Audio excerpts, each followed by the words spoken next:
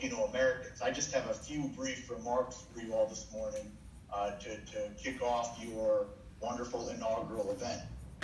My father came to the United States from the Philippines in the early 1960s. He came as a young physician with a group of other young physicians who came here and set up their lives in this country and raised their families in this country. And I'd like to just tell you three quick stories about my father that I think reflect the experiences that many of us have had and that many immigrant families have had when they've come to this country.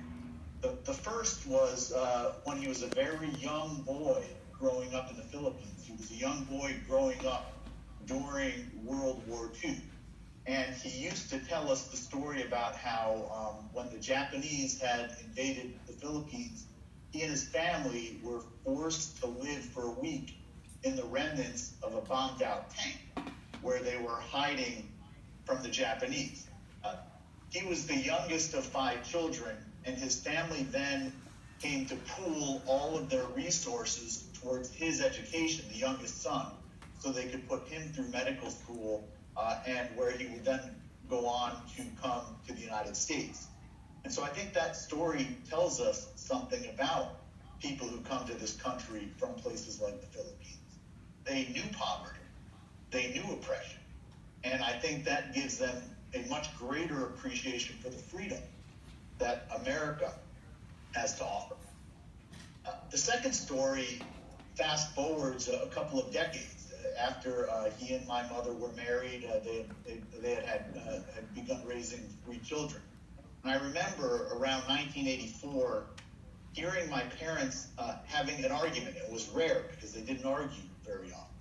But my mother was complaining that my father had made a political donation to President Reagan's re-election campaign.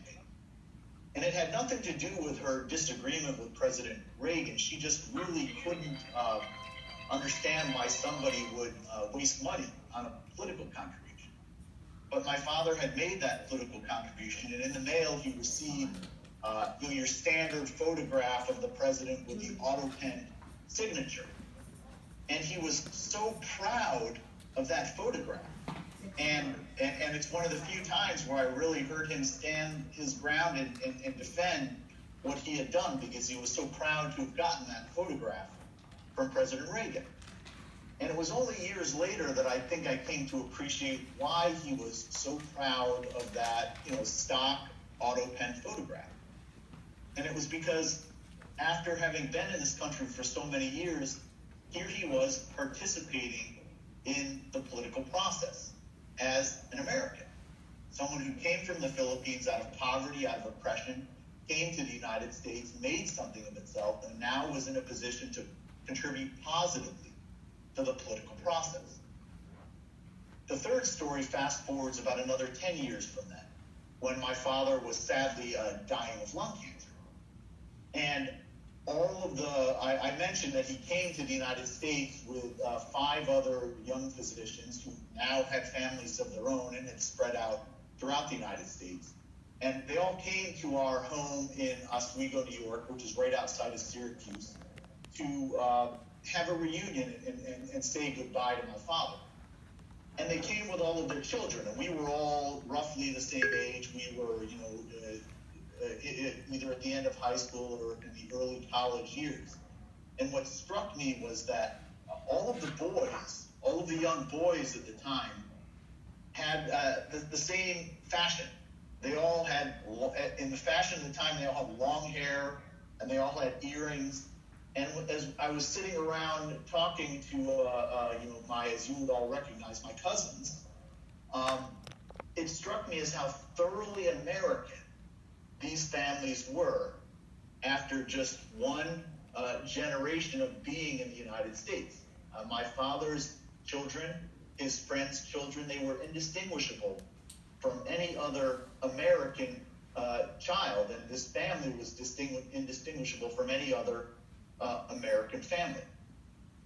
And I think that these 3 stories, at least to me, tell the stories that many of us have experienced as immigrants and as the children of immigrants. And it helps us appreciate the opportunities that this country has to offer to folks like us who travel halfway around the world in search of a better life. And that brings me to why you all are gathered here today, and why I think that what you are setting out to achieve here is so impressive and so important. Because I think that immigrant communities like ours have a true appreciation for the opportunities that America has to offer, and therefore feel a much greater need to defend and protect the institutions of America that has given us these opportunities. Institutions that are increasingly under threat in this country. And so I just want to close by saying to you all that the work that you are doing is so vitally important, because it's only by people like you coming together to defend and protect these American institutions that we're going to create the opportunities for the next generations of people seeking a better life in this country to come to. And if these institutions are destroyed, the promise that America held out to us and held out to our families are no longer going to exist. So congratulations to you for getting together, putting together this organization, and commencing the important work that you're about to start. So I want to thank you for the work that you're doing. And Jerry, thanks again for having me here. All right, thank you so much, Honorable Francisco. We are truly very honored, because our goal today is to really launch